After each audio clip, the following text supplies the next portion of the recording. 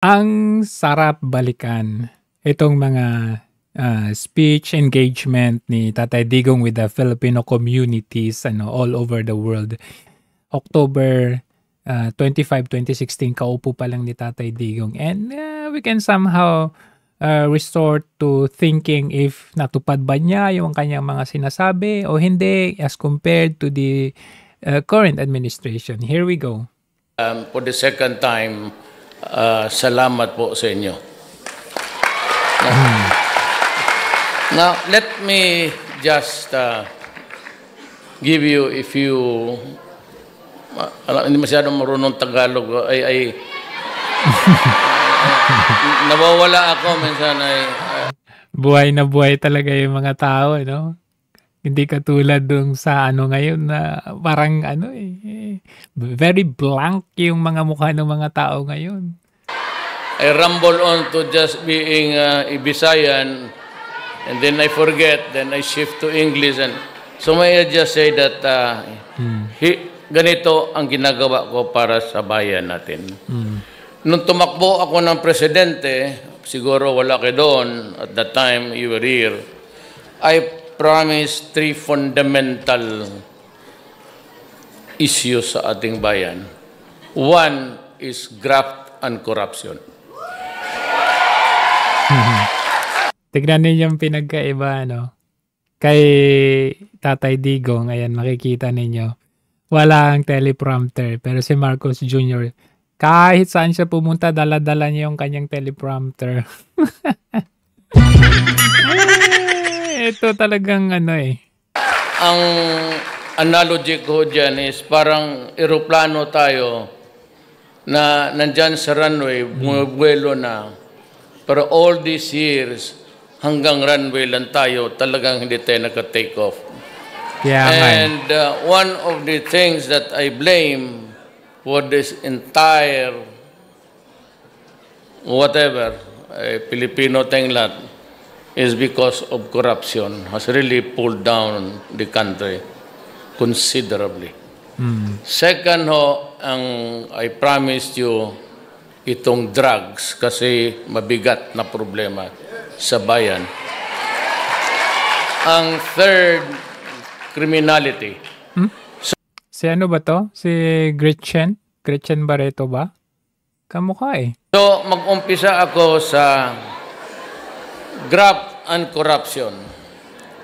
Sabi ko, wala na yan. At sa lahat ng bagay, sa gobyerno, ngayon po, I order them online na lang, kung maaari. Huwag na hong magpipila pa, then wait for so many hours. I hate to see Filipino queuing under the heat of the sun or rain. Oops, natupad yan, di ba? One-stop shop yan. At sabi ko, kaya naman talaga niyan. Napakamarami ng computer na nabili ng gobyerno, libo-libo na po at pahirapan pa rin. So sabi ko, ease up the burden of the Filipino. Kaya dito kay Secretary of Labor, kay Bebot Belio, I think he was the Secretary of Justice noon yun sa panahon ni Arroyo. Sinabi ko sa kanya, I want a place, isa lang, tapos nandyan na yung booth ng NBI, kiosk ng BIR, booth ng police. At kasi sabi ko, kung computer man palang ang pag-uusapan at expedites everything, why don't you make use of it? So kayo, next time, gusto ko sa isang building lang po. Doon kayo sa NBI, doon maghintay. Tulbok-tulbok lang yung yawa ng bagay nila. Tama. Hoy, Dong! Di ba si Dong Gonzales to? Yawa talaga Dong. Dami yung mga dami yung mga yun, balimbing Why do you have to, I don't want you to wait. Ito, kung nandyan, computer man kaya yan, super fast, Di, lalabas yan kung anong record mo. Kaya nga. Kung ikaw ba'y NPA, kailangan ng trabaho, di bigyan ng visa o... Kung ikay food upper, Pati pumasok ka sa kulungan. yung door na yan. Uh-huh. Tuloy-tuloy ka na. Wala na problema. Yan ang gusto ko po. One-stop shop. Yaw. Talagang one-stop shop. Yan ang gusto ko mangyari sa pati yung maritime, yung sa mga sailors natin, ganun rin. But I'm thinking really seriously now dito na magkaroon kayo ng sariling bangko ninyo. Ayun. Oh. Di ba natupad yan? Bangko na yan? Yung OFW Bank? OF Bank yan? Underland Bank? Maybe yung postal bank ng gobyerno, wala namang sumusulat ngayon sa sulat, Passbook? My love. Ay. Dadating ako niya. Puro load lang naman yan. Load lang yan, love, ngayon. Hindi na sulat. So, I want to make life comfortable for you. Yaw. Kaya maasahan ninyo talaga yung korupsyon. Mag-uwi kayo ng Pilipinas, wag na ho kayong matakot. Do not worry. Yeah. At kung ito, hindi ako Masaklap ngayon, no? Nakakatakot na. Bumalik na yung laglag bala. nagbibiro. Pagpunta mo ng Pilipinas, may police, customs, o immigration at humihingi sa iyo ng pera, sampalin mo.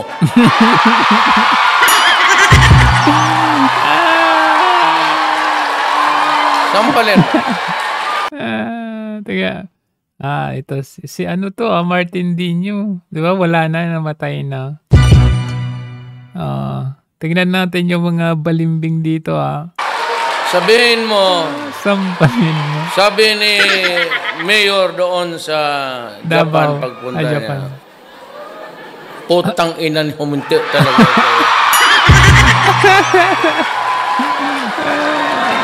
Ako'y, sampalin mo. Alam mo, nakakabuhay talaga ng dugo to eh. Yung bang, alam mo yun, nung panahon, before sa kanya, parang wala na tayong pag-asa. Pero ito nakakabuhay ng dugo. Nakakapagbigay ng hope sa atin. Alam mo yung, ito yung gusto natin eh. Pero masaklap ngayon. Tapos, you create a scene. Magsigaw ka, magbastusin mo. Tapos malalaman, marami namang media dyan. O di makukuha nila. Tapos radyo, may dito nagkagulo. Kasi bakit? Hiningan mo ka ng pera. O kinuha yung mga bagay-bagay mo. Yung nasa bagahe mo, wag naman tunilada. Siguro mga 10 bag siguro, okay na yan. Kung commercial quantity, ika nga, yung sobra-sobra, ipagbili-bili mo, medyo mabigat yan. Kasi ako nang may agrabyado niya. Kasi ang taxes of Namimiyasa ka na. Pero kung yung sa bag mo, kunin yung mga bagay, huwag kang pumayag. Pagka kinuha yung kunin mo ulit, sabihin mo, hindi yan para sa iyo. Kasi, alam niyo sa totoo lang yung mga style ng mga mga immigration, customs na mga ganyan, style nila yan. Oy, bawal to, hindi pwede to. Tapos, syempre, wala kang choice kundi iiwanan doon. Pagkaiwan mo doon, silang kukuha niyan. Style nila, bulok. Sa ibang bansa, hindi naman ganyan. Dito nga sa Hong Kong, hindi naman ganyan eh. Kaya nagtataka ako, mas okay pa yung ibang bansa kasi open. Yung sa atin, bawal daw, hindi daw pwede ito. Tapos iiwanan mo, iuwi nila. Yan lang kasi ang paraan na madisiplina ko lahat eh. Alam mo, ngayon yung Pangulo, anong sabi? Ano yung masasabi niyo sa mga drug lord? Ewan ko, bahala kayo dyan. Basta kami, tuloy-tuloy lang. At during my time, be assertive sa mga karapatan mo. Huwag ka lang pa-assert sa akin tapos durugista ka pala. Putang ina. Durugista ka pala. Pero kung sa mga ano ninyo sa buhay, sa tama lang. BIR lahat. Be assertive. So, huwag mong kunin yan. Tapos yung mga, may isang, many years ago, I was still mayor. Yung kaisa-isang TV set na dala-dala niya, may nangyari doon sa airport kasi hindi ako nakapigil sa... Pati ba naman yung sabi ko, putang inang liit-liit niyan, pakialaman mo pa. So, makilala ako, sabi ko si Mayor Duterte ako, putang ina mo, sipain kita dito. Kasi, gano'n yan, pahirapan na, talagang walang kakwenta-kwentang. Diyan lang kasi tayo, diyan kayo makatulong sa akin para mawala ang katiwalian. Tama. Kayo na mismo, Tama. parang pagpasok mo sa airport, parang ano ka na, parang mayor ka na rin. Ayun, astang mayor na, gano'n ba? Tapos, marami ito. Bakit? Marami akong bigyan. Ilang malita. 3, 4, okay lang. Ito to. Maalala ninyo yung pananpatan ni Pinoy, yung may boksingero na nanalo ata sa Thailand yun. Pati ba naman yung belt niya, pinag-interesan naman ng customs. May tax daw yun, belt. Nag-uwi ng karangalan, tapos... yung sinasabi na Tatay Digong dito, yung halimbawa, nagdala ka ng 10 cellphone, marami kang pagbibigyan. Ang sasabihin nila sa customer, ano to? Bawal, may tax to, ganito, ganyan. Ano bang, what's really the value of this thing? Alam ko, pag may nakita siyang bala, sabi mo, kainin mo. Kainin mo. Tayo mga maliliit, ginaganyan nila. Tapos magugulat ka na lang, yung luxury car na milyon-milyon ang halaga, nakalusot. Ibig sabihin, may lagay yun. May parte yung customs. Tapos tayo, 10 cellphone. Ay, nako. Pati lang may bala, Galing sa'yo yan, kainin mo yung putang ina yan.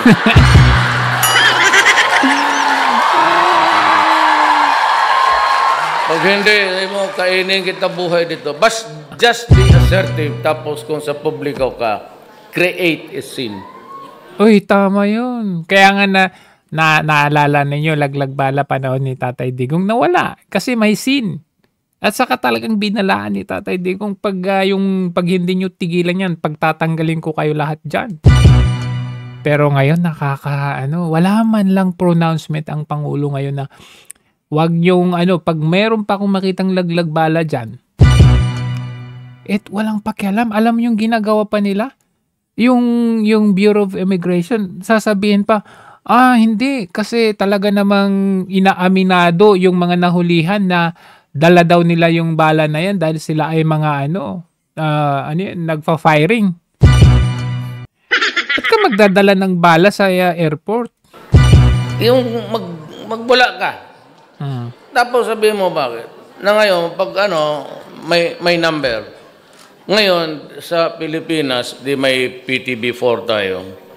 After the news, sa umaga, I will require mga 1 hour. Text lang kayo. Nawala na ata yan ngayon. Yung PTV News ngayon, talagang himod-puwet na kay Marcos Jr. Pero yung mga ganito na mag-text ka sa PTV4 ng panahon ni Tatay Digong para magsumbong ng something at i-report sa PTV4, which is government controlled na station, wala na ngayon. Nawala na ngayong talk to the people yung style ni Tatay Digong na talk to the people. Wala na yung ganun ngayon. Text kung saan doon makita yung update kung ano yung ginagawa ng gobyerno, ano yung na-accomplish at hindi pa na-accomplish. Alam mo nangyayari ngayon, yung PCO na barking dog nila, attack dog nila, wala nang ginawa kundi Duterte. Lumalabas sa bunga nga, Duterte, Duterte, Duterte. Panay Duterte. Walang update kung ano yung development sa bansa natin. Walang 888 man yan, text. Dito sa... Ewan ko, baka nawala na rin yung 888 na yan. If you want to name the official, fine. Sabi mo, ito si Alejandro Martinez, empleyado dito, hiningian ako ng ganon. Lalabas yan sa screen. So, the people of the Philippines would know anong ginagawa nitong ulol na to. Lahat yan, police, military, custom, lahat. Ngayon, in fairness and in obedience to the rule of the right to be heard, bigyan ko siyang panahon. Sagutin rin niya doon sa text. Limited to few sentences. Hindi po totoo yan. Ganun. Ngayon kasi wala naman tao magwala. Sino mga nandyan? Pera na lang kung ang nire-report mo, inano mo kasi walang sustento sa iyo. Walang sustento. Ganun yung mga ulol na yan eh. Ayaw nga, si Gretchen ngayon. Yan ang ayaw ko dyan. Mag-iwan ng asawa, tapos, ano to? Galit. Ako ang iniwan, ako pa ang susustento. Baliktad. Baliktad. Itong mga unggoy na to, iniiwan yung asawa, sumasama sa bata, ayaw pa magsustinto. Ang nangyari sa buhay ko, iniwan ako ng asawa ko, ako ang nagsustinto hanggang ngayon. Hindi, okay lang, di ba? Kaya nung patawa ito, pero pasaway, pero mabuti lang. Nung nag-oath ako, President, Pilipinas, asawa kong number 1 nandito. Yung number 2 nandito.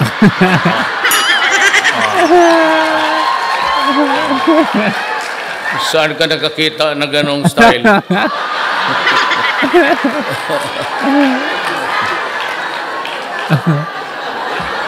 Sabay inom. You know, there are things which you cannot avoid. Hindi ka talaga mabuboard dito eh.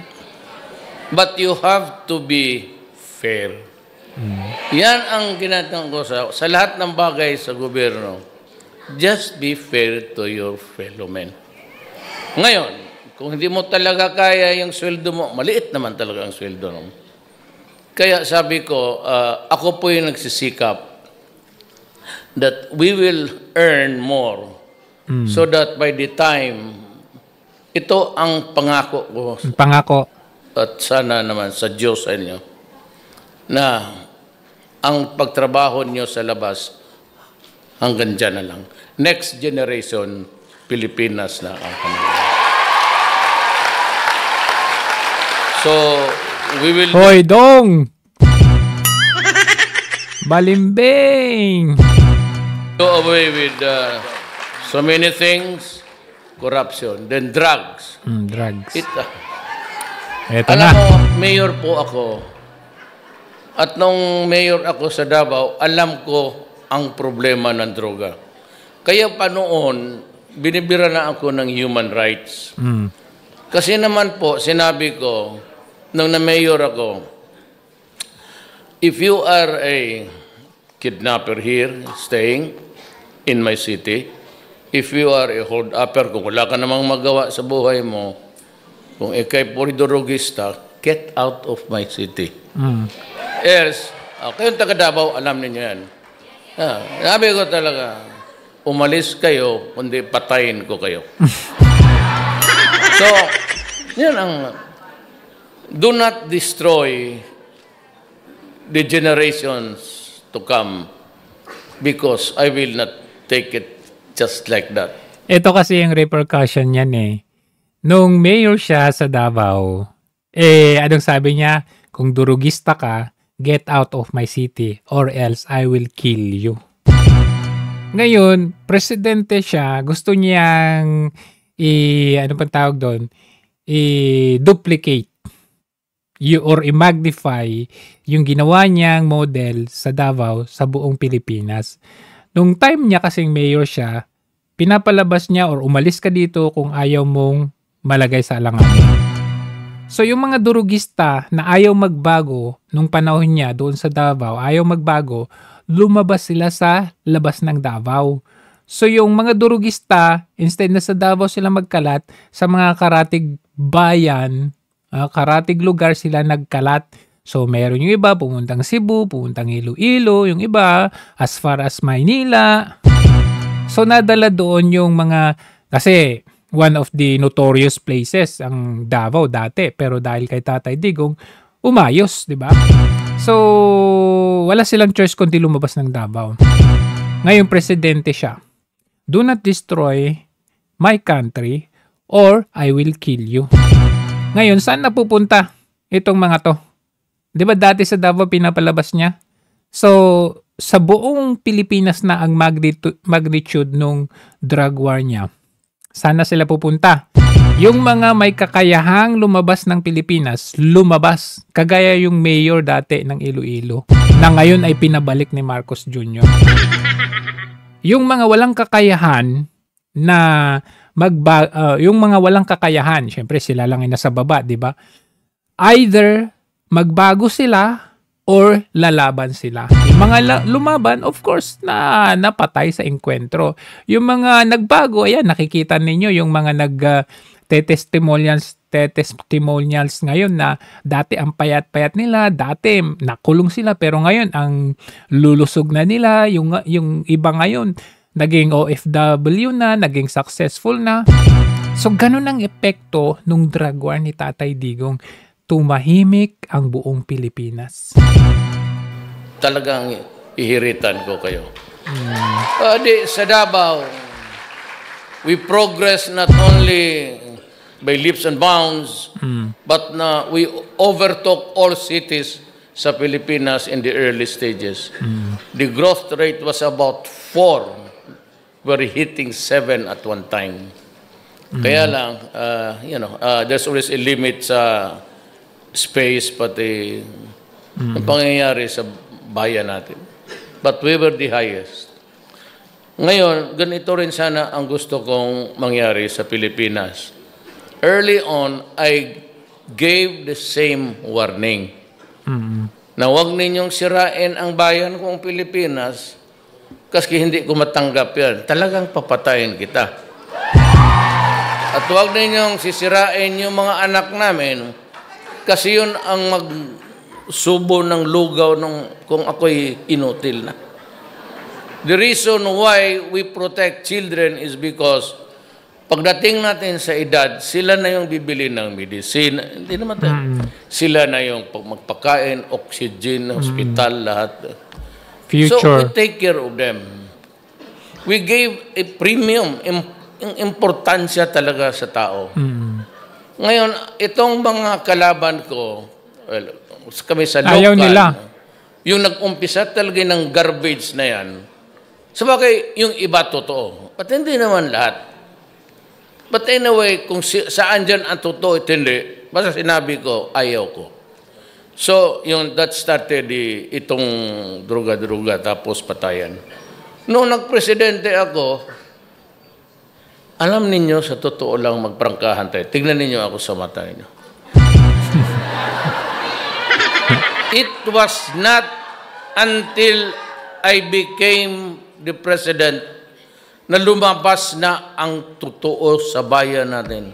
Hundreds of thousands. Totoo.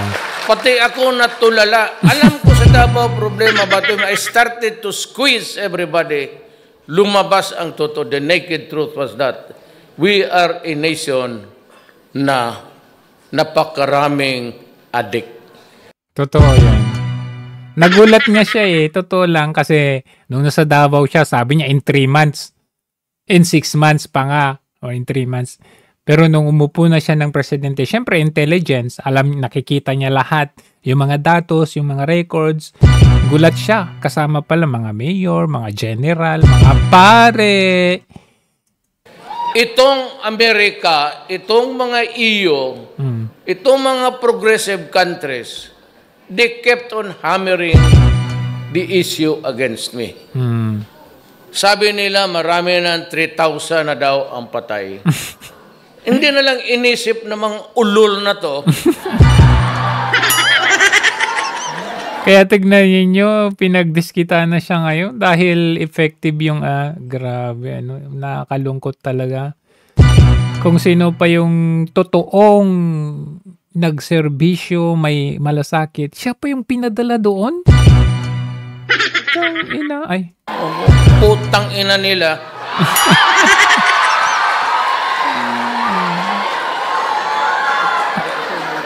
Hindi nila alam, 3 million, that was the figure that was given by General Santiago when he was a PDEA chief 3 years ago. Pag umpisa ko ng presidente, hindi ko sinali yung akin. Because every day may nagsasurrender pa. And I am very sure that by the end of the year, I would have reached the million mark. 7, 800, 800 something na tayo ngayon. So kung idagdag ko yan lahat, that's about 4 million drug addicts in my country spread around the Philippines. Grabe. The entire Republic of the Philippines. Grabe. At ito ang dapat isipin ninyo. 4 million. Kaya nagsibalikan ngayon yung 4 million na yan. Baka nadagdag pa. And I don't know about, sabi ko sa military pati police, gusto ninyo kayo, mukhang hindi ko kaya. Ganito yan. Halos lahat ng mga barangay captains nasa negosyo. Negosyo. Madali ang negosyo. Madali ang pera eh. Police. Wala masyado sa military. Few. Police, barangay captain, mayors and governors, judges. Generals. We are already into the narco politics. Kasi yung mga barangay captains are elected. Mga kagawad, councilors, mayor, governors. Kaya ako hindi pumayag ng election. Sinabi ko kay Speaker Alvarez. Nandito po si Speaker, pakipakilala mo. Ayan. Hanggang ngayon loyal. Huwag ka lang magalit. Siya pati ako pareho. Dalawa ang... Dalawa? Binisto pa? Totoo man?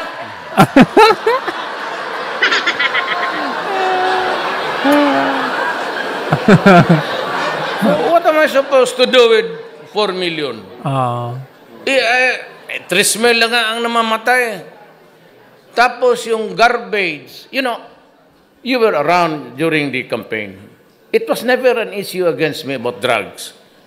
It was not until after I was hitting the rating na dumikit na ako doon sa 32, 33, 34, tapos 27. Doon, last minute na basura, ako raw may deposito sa bangko.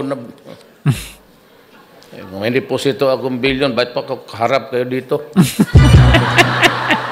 Wala na. Kaya nga. Papasyal-pasyal. So, lumabas yung issue. But, yun yung binusura na sa akin. Ngayon, pinatuloy nila. Tawag ng yellow fever. Yellow fever.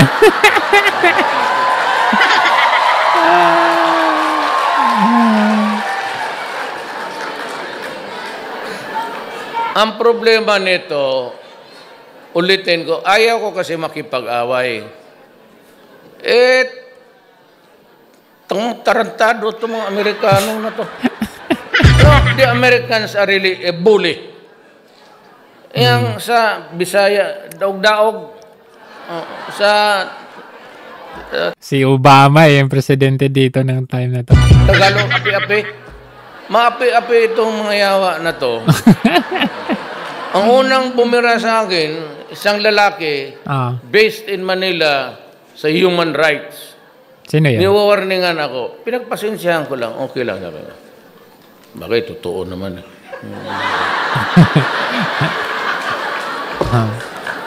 Tapos, binibira ako ng State Department. Then there's this lady sa office of the President, then Obama. Obama. Alam mo, nung mayor ako, binibira na nila ako. But that was different because mayor lang ako. Ngayon, kung gano'n lang ang tingin nila sa akin, if that is how insignificant my existence in this planet is to them, okay lang. Kasi mayor lang ako. Kaya siya binibira nung mayor pa lang. Siya yung kakaiba sa lahat ng mga mayors. Ayaw sa, syempre, kalakaran niya ng buong bansa, di ba? Saka nakikita nila, uy, may posibilidad dito na magpresidente ito. Kaya ganyan yung ginagawa kay VP Sara ngayon. Kasi alam nila ang susunod. Kung naging presidente ako, I carried the burden of sovereignty. So kung talagang tama, mapapahiya ang Pilipino sa labas, sabihin, pinatay pala niya, killer pala yung presidente.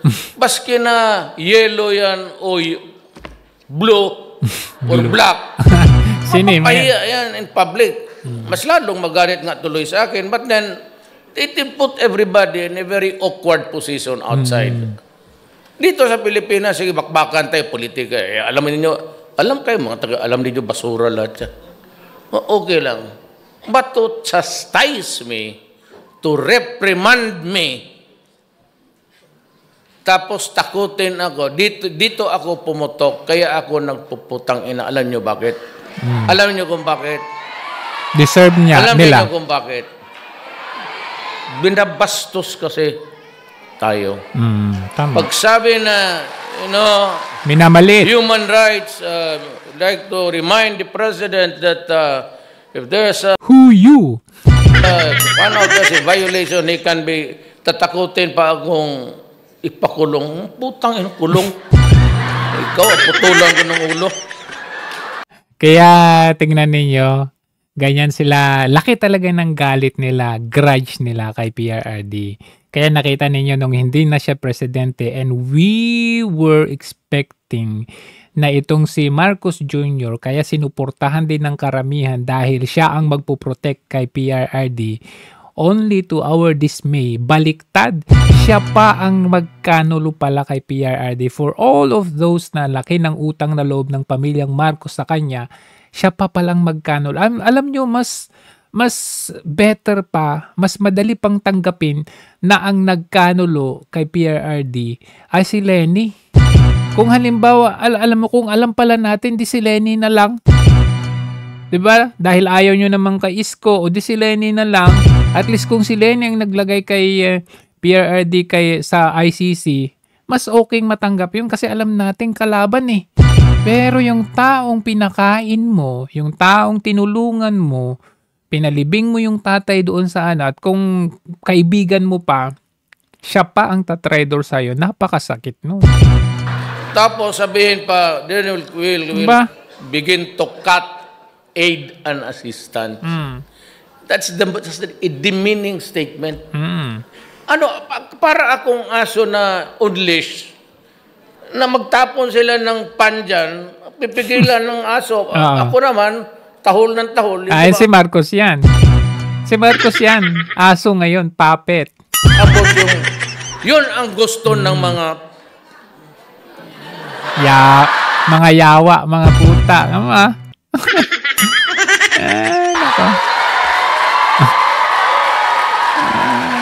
If you have the evidence, go ahead and file the case. Wala akong problema. I can rot in prison for my country. Yan ang magagawa ko. Pinanindigan niya yan. Nakita ninyo, alam niya na merong warrant of arrest, umuwi pa rin siya ng Pilipinas. Hoping na siya ay malilitis sa Pilipinas. Pero anong ginawa nila? Kinidnap nila, dinala sa dahig. I am not a Filipino for nothing. Ooh! Yun. I am not a Filipino for nothing. Yun yung nakalagay sa t-shirt natin ngayon. Baski ganito lang kami kapobre, wag do not fuck with our dignity. Kaya si Duterte na ito, no, parang siya yung mga quotable quotes na, ano, 'di ba, yung mga sinaunang mga taong nagbigay ng mga quotable quotes, Dalai Lama, and si Shakespeare, yung mga ganyan. Itong sa kanya talagang nakatatak na sa puso ng taong bayan. I am not a Filipino for nothing. Kay Marcos kaya, ano kaya? Bahala kayo dyan. Basta kami, tuloy-tuloy lang kami dito. O kaya yung kay Marcos Jr., yung katatanim lang ito, umani na kami kaagad. Katatalim. Sana all. Mga ganun. Ano pa?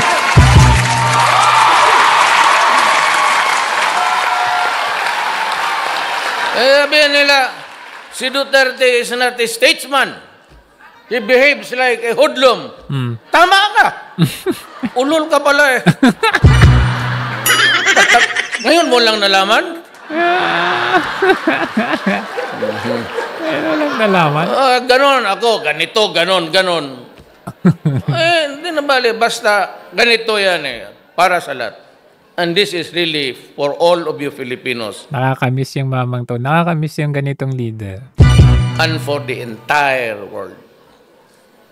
Alam mo yung while listening to this man, alam mo yung feeling na napaka-komportable yung feeling mo. Parang you are very safe. You'll be safe here. Parang ganun. Secured ang feeling mo. Anong bagay magka-diferensya? Wag lang basta bayan na ang pag-usapan. Tangina, hindi talaga tayo magkaintindihan. Parang yung nakahanap ka ng tagapagtanggol mo talaga. Wala akong makitang tulog eh. Meron ba? Wala. Drugs with 4 million. Grabe. Narco-politics na. With the election of the Lima, the national portals of narco-politics has entered the political life. Yan ang gusto nila ngayon. Kaya nakita ninyo yung mga loyalista na kasama ng DDS dati. Mga loyalista ngayon, kasama ng mga dilawan ngayon. Dati kasama natin yung mga loyalista. Iniwan nila tayo, kasama nila yung mga dilawan. Nag-merge sila. Over country. Kaya unipink na sila ngayon eh. Kaya sabi ko, how do you solve now the 4 million? Yan ang hindi tinitignan ng Amerikano. Ang tinitignan lang niya, yun na mamatay ng mga drug addict. If at Sabi nga ni pangalan nito si Lee Kuan Yew, if I have to kill all of them, I will kill them. Sa mga durugista. Kasi sila sumisira sa pamilya. The same kay PRD, ganun. Kasi, kumbaga ano ba pipiliin mo? Yung mga binibiktima nila, ginagahasa, pinapatay nila na hindi naman kagustuhan nung mga binibiktima nila. Samantalang itong mga durugista nito, kagustuhan nila yun, choice nilang gawin yun. at all. Ang iba doon talagang sinalvage. Ewan ko kung sino. Sinalvage nung mga handler nila. Kasi pag hindi nila papatayin yung mga yon, ikakanta sila. Yung iba, binabalot pa ng plaster. Sabi ko, we are not manufacturing mummies. Parang mummy ng Egypt eh. Mummy ng Egypt. Mummy ng Egypt. Sabi ko, if you really want to stop the guy, just shoot him with one bullet in the head. And that's it. Bakit man tayo magbalot-balot ba dyan? Kaya nga, totoo naman. Style kasi nung mga handler nila yan. Papatayin nila, balutin nilang parang mami, tas lalagyan nila. Huwag akong tularan. Parang ipalabas nila ng maigawa niyan ay mga otoridad. Pero ang totoong gumawa niyan, yung mga handler nila. Ano ito, suman? Suman.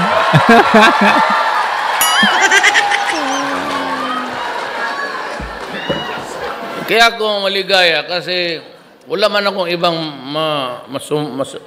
masumbungan sa bisa Masambong. sana ako magreklamo di sa inyo. Inaapi-api tayo.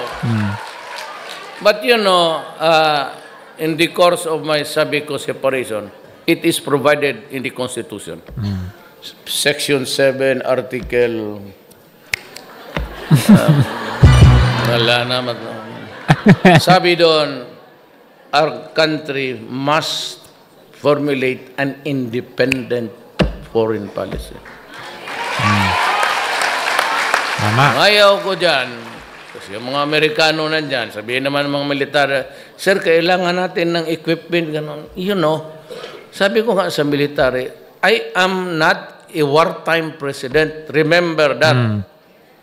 I am a president seeking peace for my country. Pero kahit na sinabi niya yan, policy niya yan, not wartime president. Nakita ninyo, ang dami niyang mga na-purchase under his government. Yung mga frigates na yun, mga Black Hawk chopper, dami na kumbaga mga weapons na purchased by PRRD. Hindi ata mula sa mga mula ata sa France if I'm not mistaken. Kaya nung na-presidente ako, wala pa. Inuna ko na ang komunista. Sabi ko, we have been fighting for 45 years. Natupad niya yan. Noong panahon ni PRRD, 52 years 52 years nagbibigay ng mga karahasan ang rebelde. Pagdating ni PRRD, nagtatag siya ng NTF-ELCAC. Wala, napulbo sila. Pero ngayon, ewan ko na lang. Do you mean to say that you want another 45 years of fighting? Magkasama kami, left sa left ako. Hindi ako kandidato sa mga oligarch pati mayan. Left talaga. Kaya kami nakakaintindihan. Kaya kita mo yung overtures ko, pumayag sila, nag-uusap na tayo, wala nang gera ngayon sa ating bayan. Sumuko na sila. NPA versus government. We are talking in Oslo. So dito yung negotiators natin as we go along, si Perfecto Yasay, the Foreign Secretary. So, maniwala ka o hindi? Sa dormitoryo kami noon, Galing ng mga gabinete ni Tatay Digong, no? ang magka-roommate. Bright ito. I mean, as early as October, kompleto na yung kanyang gabinete. Si Marcos Jr. to the point na siya pa ang mag-DDA. Ano yun? Valedictorian, salutatorian ito nag-graduate. Then, ang kaharap namin sa kwarto, si Bebot Belio. Taga Isabela. Baka sabihin niya may babae na naman, ha? Okay. Okay to. Magka-classmate kami, but they are the brilliant ones. Sunny Dominguez, yung ating finance secretary. Kindergarten to high school, kasi napaalis ako sa Ateneo, second year, siya na lang, but they graduated yung klase namin. He was the valedictorian. Oh. Wow. Alam mo ito, ating Secretary of Agriculture, Governor Manny Piñol, is a magna cum laude graduate yan. Grabe, ha? Graduate, magna, puro yan sila mga utak. Senator Cayetano. Grabe yung mga profiles ng mga gabinete ni Tatay Digong, ha?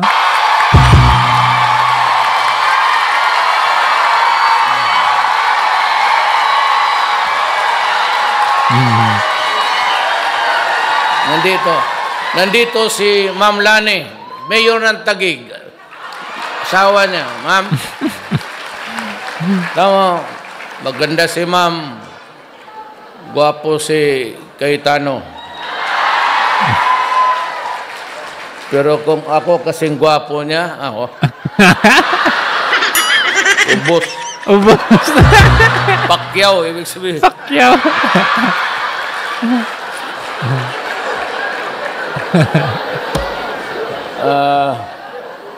Si Mark Villar sa DPWH. Ang Defense Secretary natin from Cotabato City, si General Lorenzana. Alam mo ito si General Lorenzana, ang may sabi pa sa akin, taga Cotabato City ito, Ilocano, pero Cotabato. Yung mga Ilocano lunggo sa... Yan, tapos si pastor pa ang may sabi sa akin. Ano, abid mo ba alam yung sekretary mo of defense? Classmate ko yan. Sabi niya, valedictorian namin yan. Nakita mo naman, ang buhok na ubos ka-aral.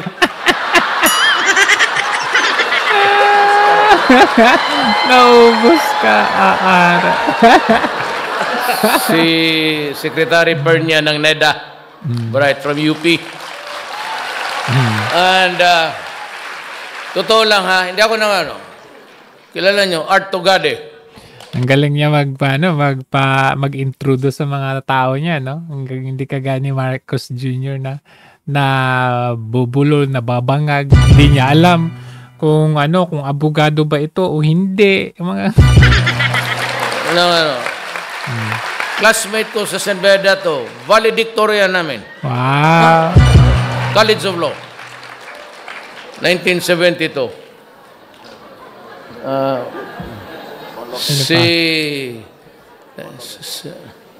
Sa DTI,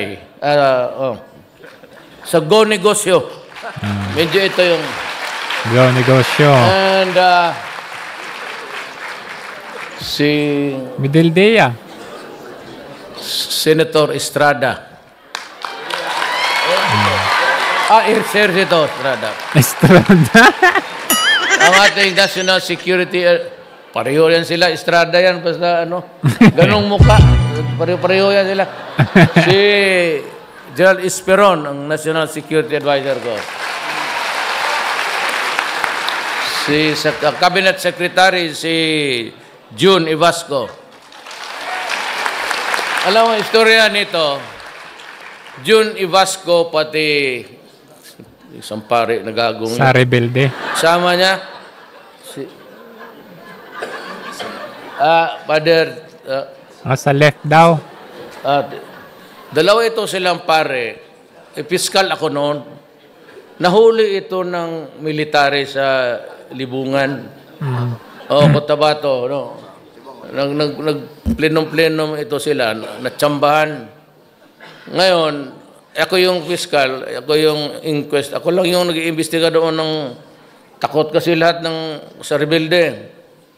So, sabi ng si Stares kung kilala niya, may nahuli kami dyan, 2 pare.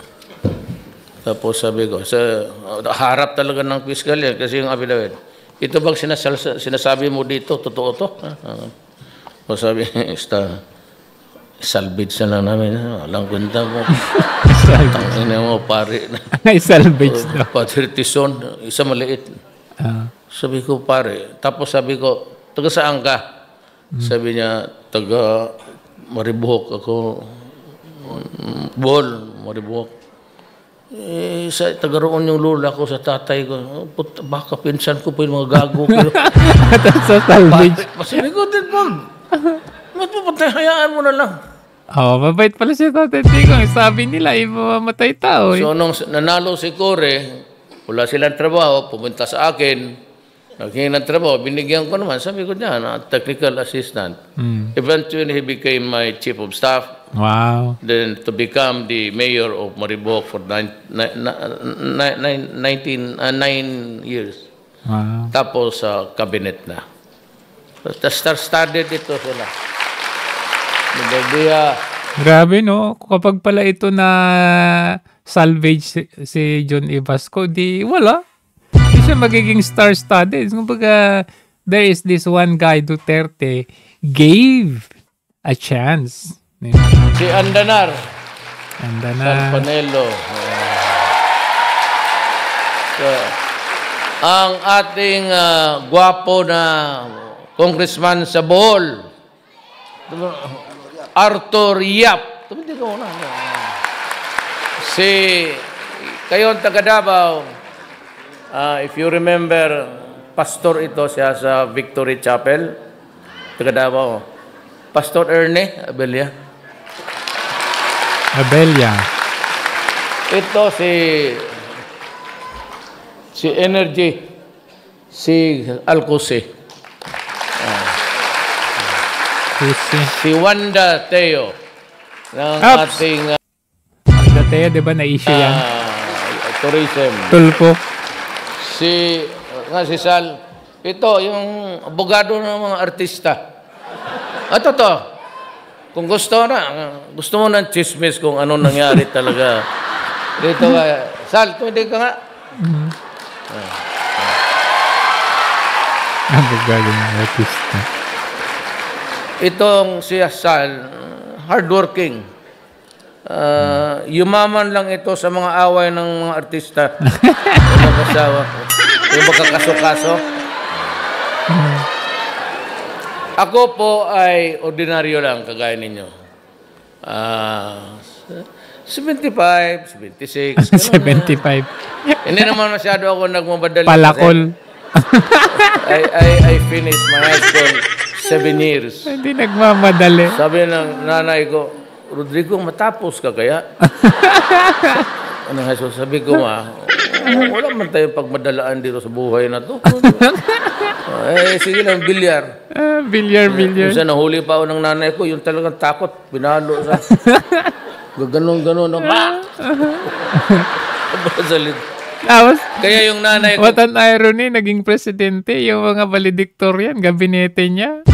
Kung buhay na yan, i-demand ako ng child abuse. Child abuse. Tapos kayong mga Bisaya, alam ninyo yan. We have this colloquial term na hanggang pantalan ka lang. Di ba? Yung ayaw natin magtrabaho, hanggang kapatid ka yung lang. mga lalaki, magalit yung... Wala kang mararating.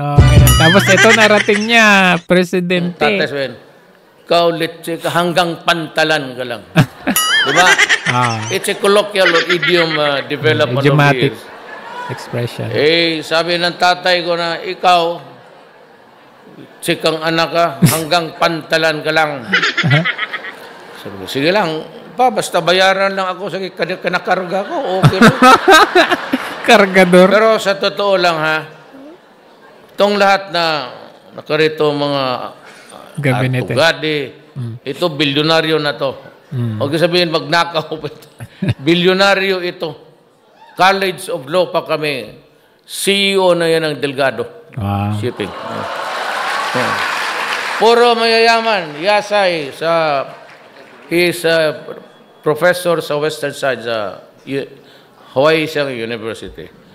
Pero sa awa ng Diyos, ito trabante ko ito lahat.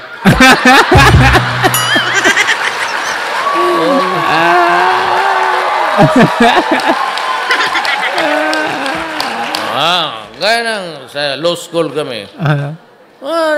Classroom kami naman doon sa College of Law, magtinginan lang sa mata. Kaya kung mag-aral ka noon ng libro, ganoon ka talaga. Kasi oras ka gumanon ka, tapos karap mo yung mga ulol na... Sige. Wala na. Pagdating ng 5:30, tuloy na lang natin. Tagay. Sa awa ng Diyos, okay ako, 4 years. Ganun lang ang buhay. So, at least nakapagtapos ka. Yung presidente ngayon, undergraduate. Naging jobless pa bago naging presidente. And para inspirasyon. Para not really because na ayaw ko kasi yung meron gusto ako sabihin pero it's I do not want to sabihin ko na lang. Pero hatiin ko. Mas komportable ako dito sa Japan. Sa Hong Kong. And even China, if I mention the state. Kasi, hindi na may ako dyan eh. O baka mamura ko lang yung the other side of the Western. Hindi magandang tratamento nila sa mga kababayan ko. Sa atin. Kapag maumpisa ako dito, puro mura, matatapos na dito. No? So, we have to improve on the economy because that is the only, yan lang ang paraan. That's the only way really to na balang araw na hindi mo na kailangan bumalik pa dito. At least kung magbalik-balik ka dito, bakasyon ka na lang. Hindi na sana I can improve on the economy and in the fullness of God's time. Alam mo, ang pinaka maano sa atin is isang Japan. Japan talaga ang pinakamalaking tulong natin. Airport, yung mga roads natin, it's about 6 billion yung kanilang nakaprogram. 6 billion, you times it by 48, 47. That's trillion. Grabe ang tulong nila ng I don't know, but Japan is very... Umaapaw yung mga investors, no? Kay Tatay Digong. Sa ngayon, as in, wala akong mabalitaan talaga. Very attached to us. And for the fact that they are really so very kind.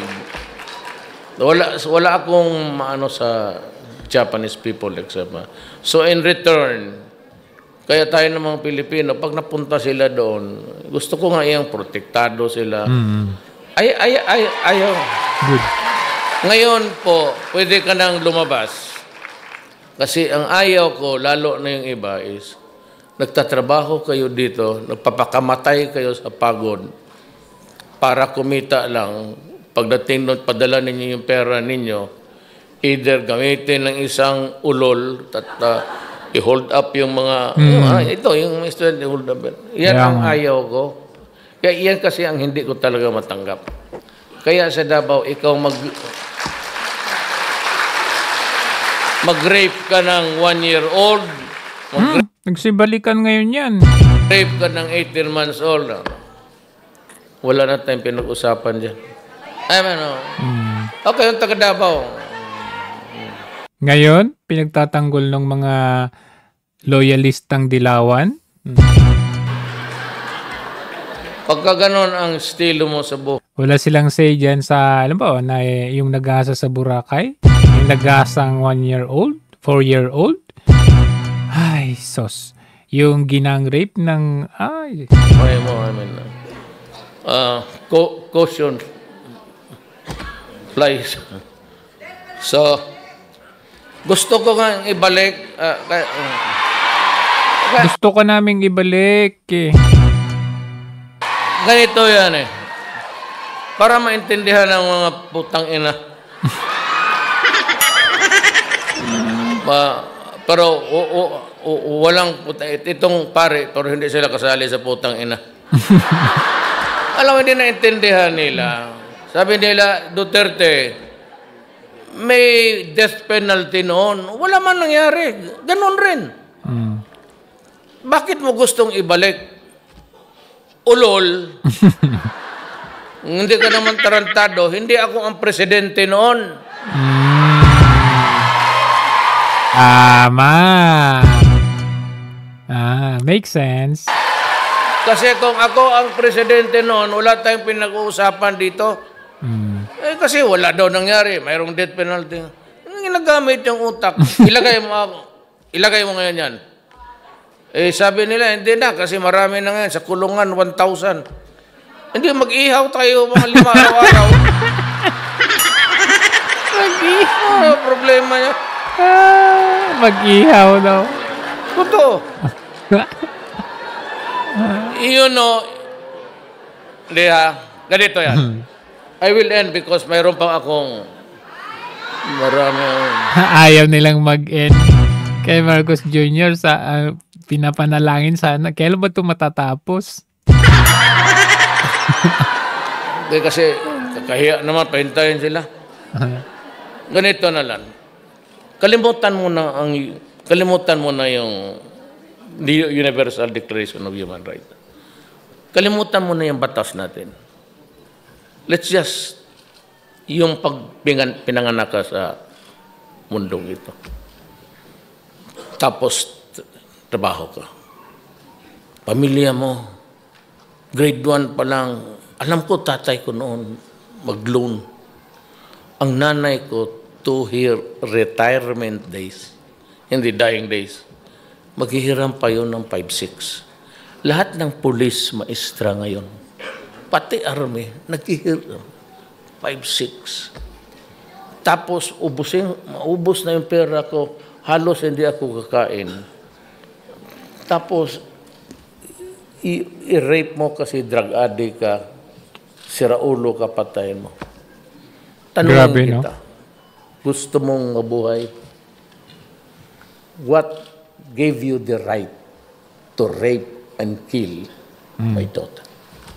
By what law itong universe na ito, sa bundong ito, sino nagbigay sa iyo ng karapatan na patayin mo ang anak ko, i-rape mo? Exactly. Dito sa kabila, ito, makinig kayo, Amerikano. Karapatan ng mga mamamatay tayo, iniisip nila, paano yung pinatay? Gukski. Ito dito.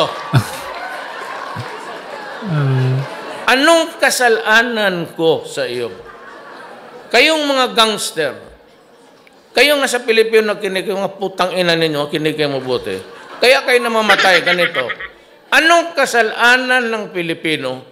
Anong kasalanan na mag-asawa sa iyo? Anong kasalanan namin at bakit gawin mo yan sa amin? Masagot mo yan, buhayin kita. Putang ina mo, pag wala kang sagot, papatayin talaga kita. Grabe, no? Ramdam mo talaga yung malasakit sa kanya. Ramdam. Tapos ito, yung dinala nila sa The Hague. Baka kamura ka talaga. Mabubuisit na ako eh. Na lang, sagot na. Huwag na yung batas. Eh, sagot mo ang batas. Eh, makukulong ka o mamatay ka. Just answer me the question. Who gave you the right to destroy the life of my daughter, raping her, after ravishing her, killing her? But what right do you have na kayong tagalabas kung gano'n na lang ang pawis at hirap, saving every, tapos pagdating doon, pabili lang ng sa anak mo para pagdating mo doon, basag na pala. And you know what? Dysfunctional na nga eh. Nandito kayo, may maiwan mga anak. Mabutit na lang kung dala mo. It is by itself a dysfunction already, to be frank with you. Wala na nga ang nanay, tatay, o yung mga sailors. Tapos, lagyan mo pa nando, it becomes really a total dysfunctional family. Magnakaw ito, hindi na mag-aral. So, hindi ninyo you simply overlook the things in life. My American friends, we stick to the fundamental issues about human life. You want to protect, we do not want whoever wants to kill people. You cannot build a nation over the bones of the criminals, if that is what you want to hear. But then, I have to do something by the sheer magnitude of 4 million.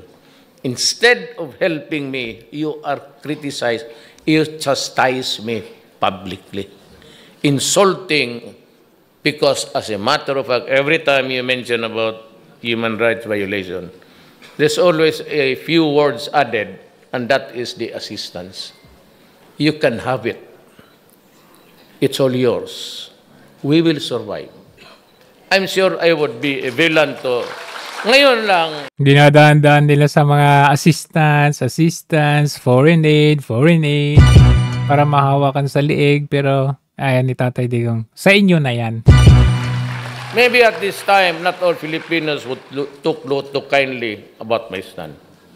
But in the years to come, in the next generation, they would know that there is such a thing in this world as the dignity of the Filipino people. Maraming salamat po. I am a Filipino for nothing. Grabe. Maraming salamat, Pangulong Duterte. Tapos yan yung dinala sa the Netherlands. Baliktad. Kakamis talaga, no? Wala na. Nagsibalikan na yung... Ay.